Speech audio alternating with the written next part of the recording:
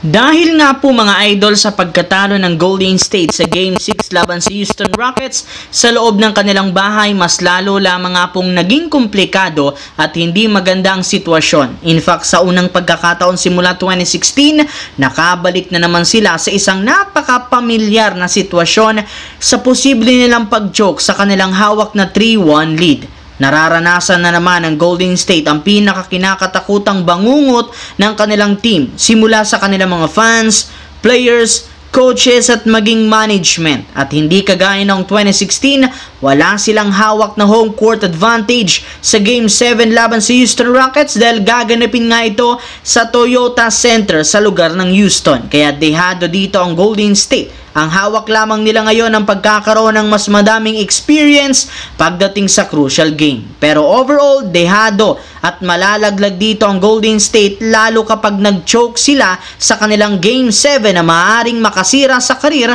ni Stephen Curry at sa kanyang track record. Samantala, mismong si Rob Pelinka na ang nangako sa kanyang interview sa harap ng media, bibigyan niya ng atensyon ang lahat ng problema ng team. At una ay ang pagkuha ng isang defensive at athletic big man para makasabay kina LeBron at Luka Doncic. Yan nga ang priority nila ngayon bago man nila pagtuunan ng pansin na ang ibang mga bagay na kailangan baguhin. Rinig na rin naman ng front office lalo ni Pelinka ang hiling at hinaing ni LeBron na kailangan nga po nilang sundin ang sinabi noon ni Anthony Davis na kumuha ng bagong sentro. Alam rin naman ng Lakers na maraming mga sikat na big man ang magiging available sa market at maging sa free agency kaya hindi talaga sila mahihirapan na kumuha dito. Pero ayon sa isang insider, ang pinaka-nangungunang sentro ngayon na maaaring makuha nila ay si Daniel Gafford na umami na gustong makasama muli si Luka Doncic sa Lakers. Kaya kahit man meron pa itong natitirang taon sa Dallas, hindi malabo na mag-request ito ng trade as soon as matapos ang season at maaari nga pong makuha ng Lakers ito sa isang 3-team trade since mismo ang Dallas na ang nagsabi balak nilang magpalakas rin ng lineup next season. Sa kabilang banda, sa pagkapanalo nga po noong nakaraan ng New York Knicks sa kanilang Game 6 laban sa Detroit Pistons,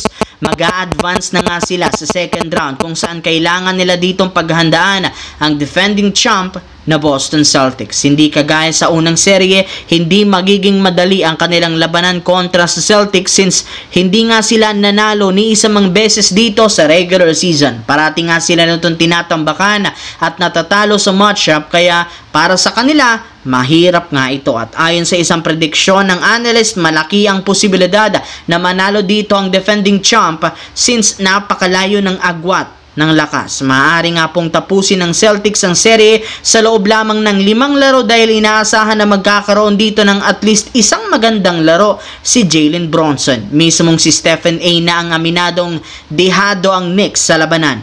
Nagmakaawa rin naman ito na wag nga daw walisin sa kanilang serye sa second round ng playoffs.